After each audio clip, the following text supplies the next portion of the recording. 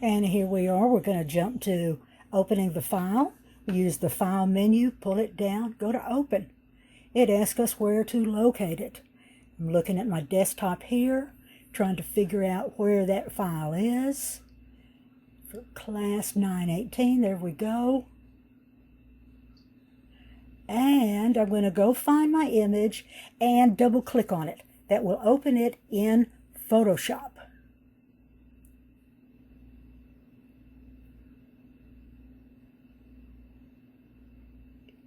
There we go, made my decision. And here we have a file open in Photoshop. It's a little bitty file. We need to make it much larger in the image size. I'm going to go over here to the toolbar to the Zoom tool. Looks like a magnifying glass. Click on it a few times until I can get a good look at the toolbar that we've got. Remember, we edited the toolbar for our preferences. The Zoom tool right there, and it shows you a little image of a little thumbnail of what it can do.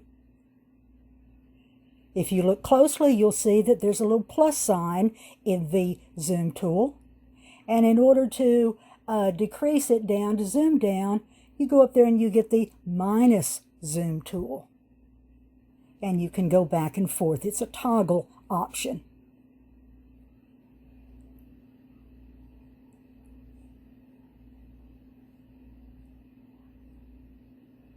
Okay, we'll look at everything here.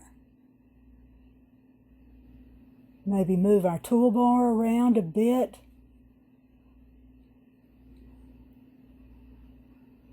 I'm not sure exactly what I'm doing at this moment.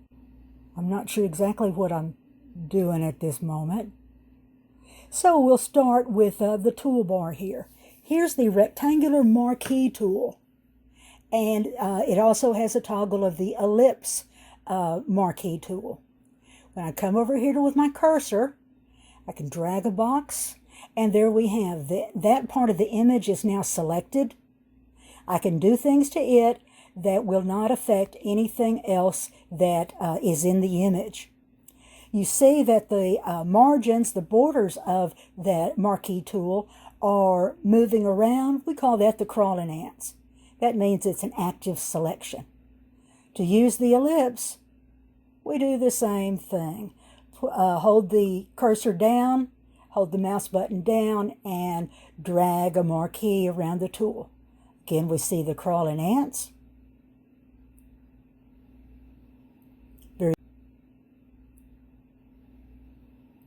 Very exciting there.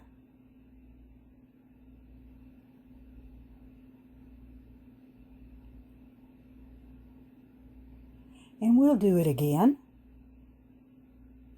This time I'm going to get both the dogs' faces there.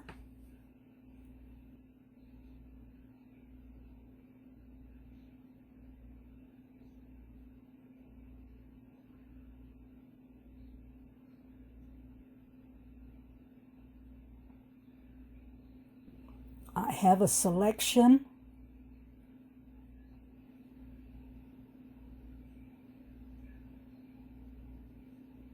Now I'm going to take that selection and move it using the Move tool. Woohoo! I can move it anywhere that I want. Now notice over here on the right side, copied and pasted that selection there, but I'll talk about that in a bit. Here I'm going over to the History panel to see all the steps that I've gone through. I can go backwards at any point, and I can go forwards. What I can't do is jump back to a good place and start redoing everything.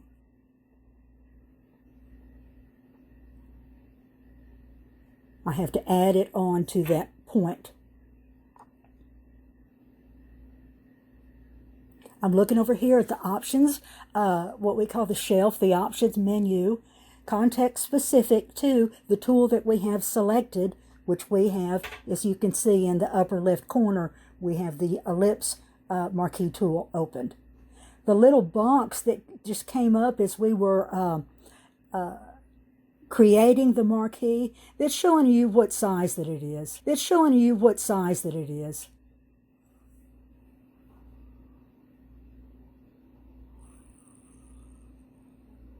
Take the move tool, we'll move it again.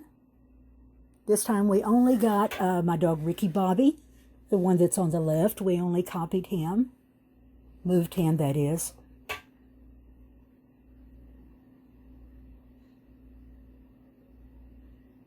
Now we'll go back and let's go down to the next tool. The next tool is the lasso tool. It allows you to create any shape that you want. Works just like a lasso. Creating a space there, linking it up with where you stopped, that creates a shape. And you can do whatever you want. You have to be aware, though, that you have to go back to the place where you started, or else it's going to make the decision for you and give you just a straight line to meet that, to meet the starting place of the shape.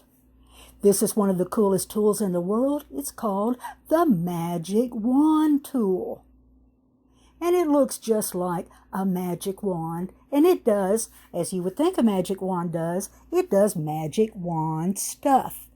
Let me show you here. I'm going to reposition this image so that I can see it real well. Always make sure that you have it zoomed up enough that you can see it well enough to work on it. You'll always be zooming up, working on things, and then zooming down to evaluate what you've done when you had it zoomed up. And you see that it has selected something. And what it is selecting is all the pixels that are the same color that are connected to each other. And you see these shapes that it's making, they're not big open shapes because colors aren't that way. There's gradations and different tones of color in there, so it's always going to select little pieces. Now there it's gotten a totally solid piece. The way that you control the magic wand is up here in its options panel menu. That is the tolerance number. And by changing the tolerance number, that lets you set the magic wand to be more picky or less picky. This is always just try it out, start at some number and go up and down until you get what you want. There's no perfect number, no way to know. If you get too much, then change it to another number. Here we've gone up on the tolerance. I think it was maybe, I don't know, set at 30 or something. Now we got it set at 40, and we see that it selects more. It's more tolerant. I try to select it again somewhere else, but you see that the tolerance that I've set is getting into the shapes inside his face. We don't want that. I'll change it now to 50, and you'll see that it selects even more. This is going to be a problem if I'm trying to select an area and just do something with a little bitty area because it's got all the dog shadow, and a whole lot of its part of its face. And here it's got the opposite. It's selecting too much, so it needs to have the tolerance number set down. Instead of what I did, which I just moved it to 60. That's pretty crazy. But I want to be able to select it in the correct way because that way I'm going to be able to do things like I could take out the background and things.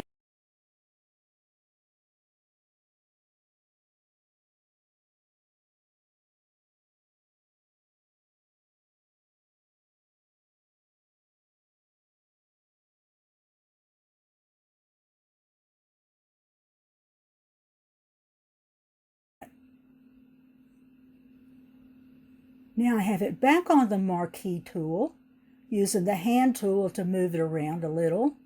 I've switched to the hand tool, that is.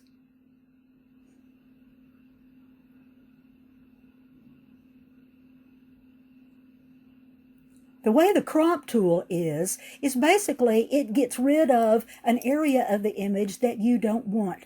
You simply drag a box over the keeper area, the good part. And it will show you a preview here, and it shows you what it's going to look like. Here we just click once inside there to execute the crop tool.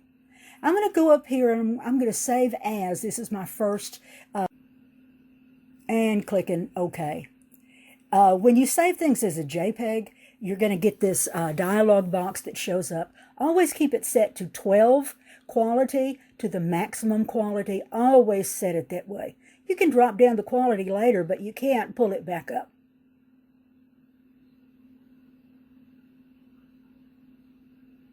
Okay, we're just checking around things. See what we're going to do next.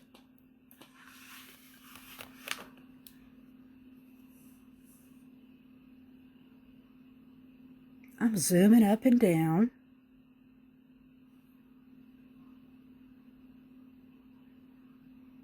And moving the image around here. And we're getting ready to see I don't know if it's the second coolest, but it's the equal coolest tool that there is in the toolbar. And that's called the clone stamp. When you look at it, and that's called the clone stamp. When you look at it over here, you can see that it looks like a little rubber stamp. There it is right there. I'm going to take my cursor over to the image, and I'm going to do an Alt-click. Click on Alt, hold it down, and click the left mouse button. And that's going to give me a sample to work from. Just like you take a rubber stamp, you know, and you fill it with ink, and then you start stamping on stuff. Now, this isn't showing you a dramatic enough amount of action. I'm going to take its brush, change it to a higher level, a larger size brush, come back over here, and oh my God, it's going to knock you out so much. I'm going to simply start scrolling my mouse around with the left button pressed, and oh my God, look what it's doing. It's doing an exact copy of Ricky Bobby's little cute head. I'm going to come over here and reset the clone stamp tool by holding it down, holding the Alt down, clicking the mouse, then come over here and you can see it is copying another part of the image. Coolest thing in the world. Oh my God, oh my God. You can do this, play with this tool until the cows come home. Oh, coolest in the world. Now let's go to the next tool.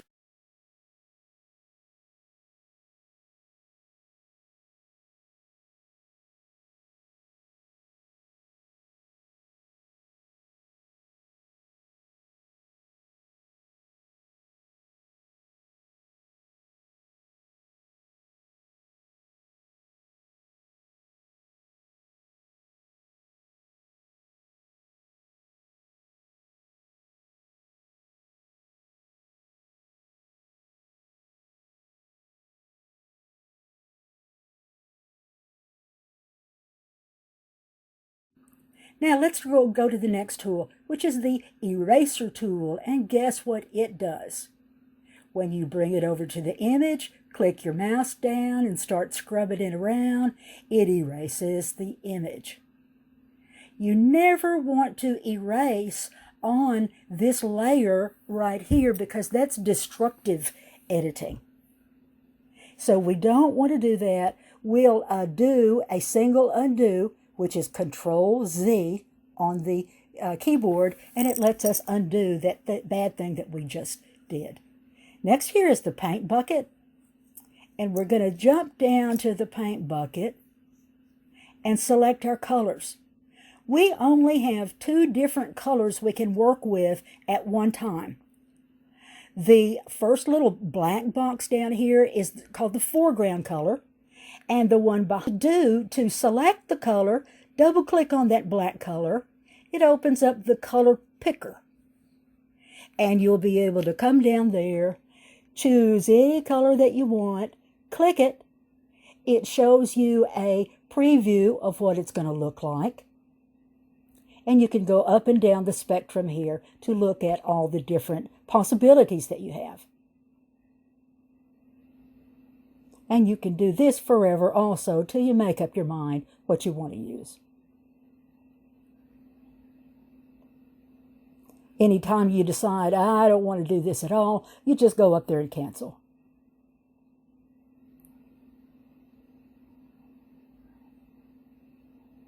Now let's talk about some of these, all these numbers and letters that you have over on the right side.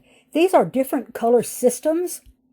Think of it like, these are different color systems.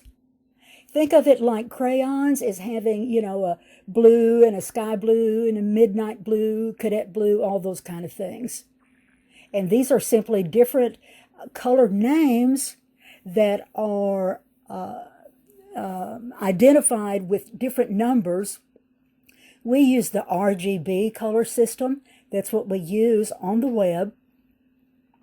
For printing, we use over here to the right the CMYK color profile. Well, you know, you could use either of those that you want. And you can see that. There we go. Wait a minute. You can see that I'm looking at my screen here as I'm recording my audio over here on my phone. Okay, you can see that I've selected this crazy wild pink color for my foreground color. And I'm going to use that to load up my paint bucket and dump the paint bucket onto the image.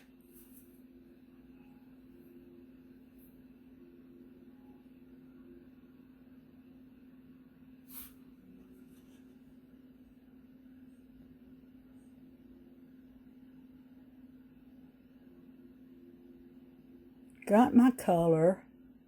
Come over here, click the paint bucket, and we see it's flooded the area with that color in very flat tones.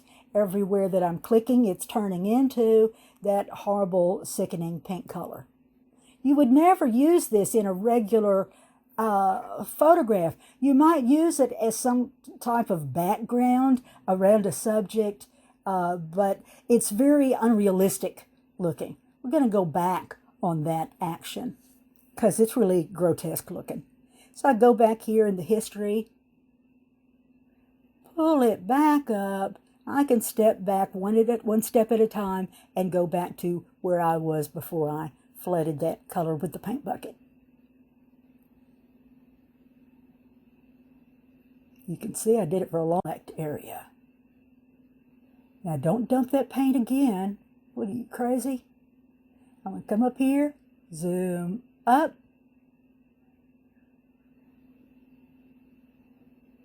or zoom down, whatever. I can't quite see what I'm doing there. So we're zooming up, we're zooming down.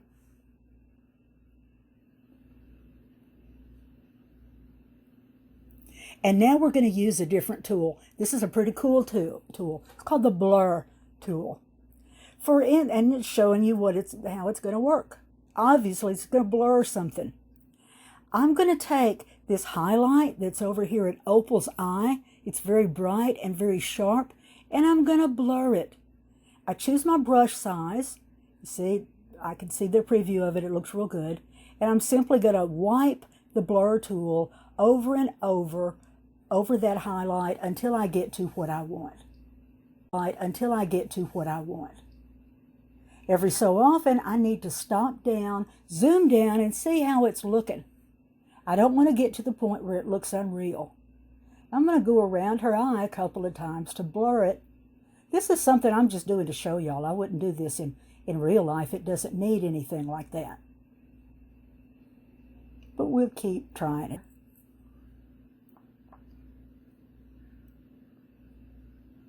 Now we're going to use a tool that you don't often use very much, and it's the dodge and burn tool.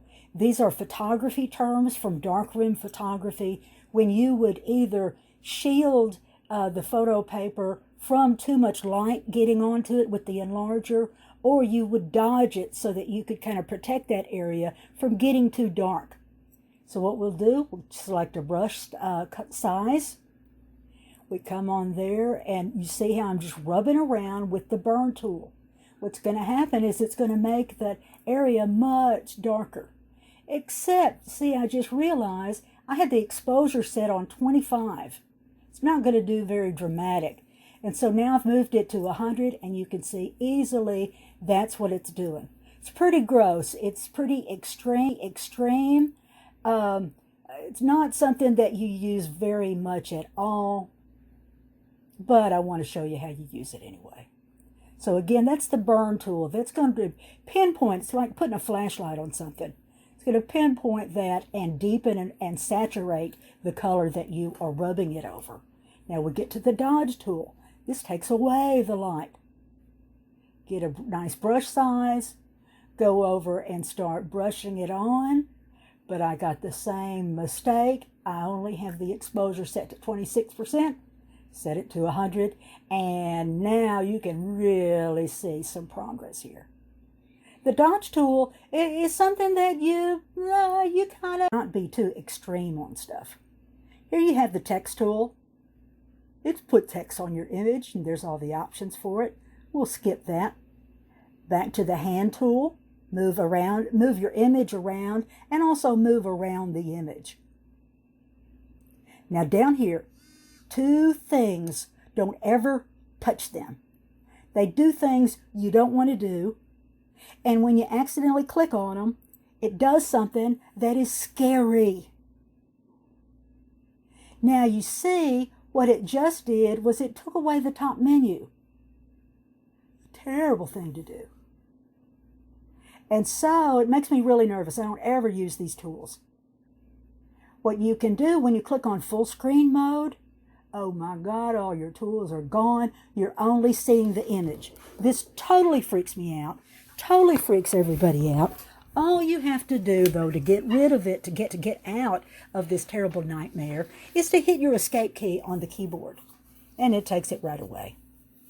So don't ever touch those things down there. And if you do, hit. All you have to do, though, to get rid of it, to get out of this terrible nightmare, is to hit your escape key on the keyboard. And it takes it right away. So don't ever touch those things down there. And if you do, hit escape.